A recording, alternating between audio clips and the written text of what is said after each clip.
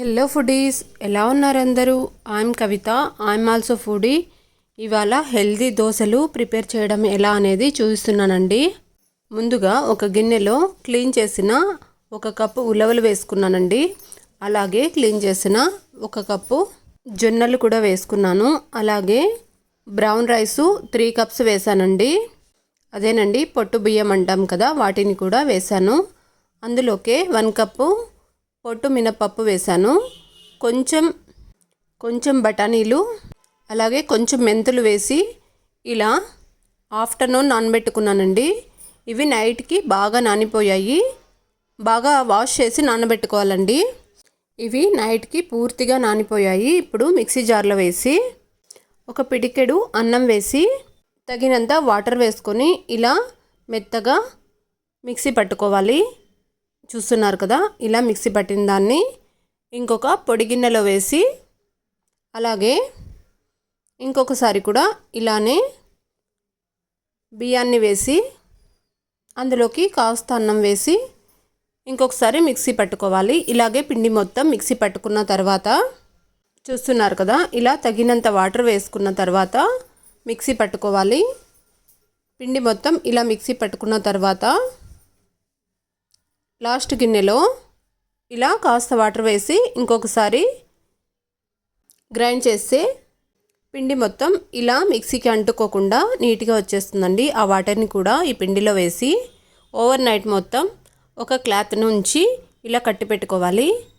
మార్నింగ్కి ఇలా క్లాత్ తీసి చూస్తే ఇలా ఫర్మెంటేషన్ అయిందండి. ఇప్పుడు పూర్తిగా పిండి మొత్తం కలుపుకోవాలి.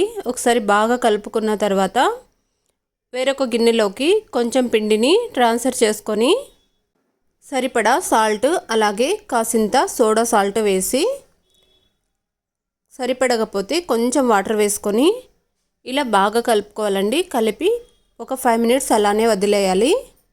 ఇప్పుడు స్టవ్ మీద ప్యాన్ పెట్టుకొని కాసింత ఆయిల్ వేసి ఇంకొకసారి పిండిని ఇలా బాగా కలుపుకొని ఇలా ఆయిల్ వేసుకొని ప్యాన్ మీద కొంచెం వాటర్ని చిలకరించుకొని దోశ వేసుకొని చూస్తున్నారు కదా, ఇలా దోశ వేసుకొని మంచిగా స్ప్రెడ్ చేసుకోవాలండి.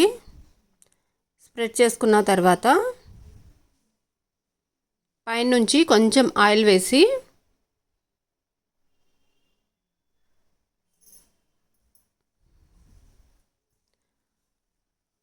ఇలా కొంచెం ఆయిల్ వేసి దోశను కాలినాక వేరొక సైడ్కి టర్న్ చేసుకోవాలి. నేనైతే ఆలోపు ఇందులోకి చిక్కులు ఫ్రై చేశానండి. దానిని సర్వ్ చేసుకుంటున్నాను. ఇలా దోశను టర్న్ చేసుకోవాలి. చూసారా, పర్ఫెక్ట్గా వచ్చింది. దోశ అయితే కరెక్ట్గా కాలిందండి. ఇలా ఇంకొక సైడ్ కూడా కాల్చుకొని ఇప్పుడు సర్వ్ చేసుకోవడమే. దీనిని ప్లేట్లోకి తీసుకుంటున్నానండి. అలాగే ఇంకొక దోశ ప్రిపేర్ చేసుకుంటున్నాను. సేమ్ ప్రాసెస్లోనే ఇంకొక దోశను ప్రిపేర్ చేసుకొని అది కూడా చూపిస్తానండి. చూస్తున్నారు కదా, ఇలా 2 గంటలు పిండి వేస్తున్నాను ప్యాన్ మీదకి. ఇలా స్ప్రెడ్ చేసి ఇలా హెల్దీ దోశలు మీలో ఎంతమందికి ఇష్టమో కామెంట్ చేయండి. పైనుంచి ఆయిల్ వేసుకొని, నాకైతే దోశలు అంటే చాలా ఇష్టం అండి. 2 సైడ్స్ ఇలా కాల్చుకోవడమేనండి. ఇలా కాల్చుకున్న దోశను సర్వింగ్ ప్లేట్లోకి తీసుకుంటున్నాను. ఇవైతే హెల్దీ దోశలండి, చాలా హెల్దీ. మనం వారానికి ఒక్కసారైనా ఇలా ప్రిపేర్ చేసుకొని తింటే చాలా హెల్దీ అండి. మీకు కూడా నచ్చినట్టయితే లైక్ అండ్ సబ్స్క్రైబ్.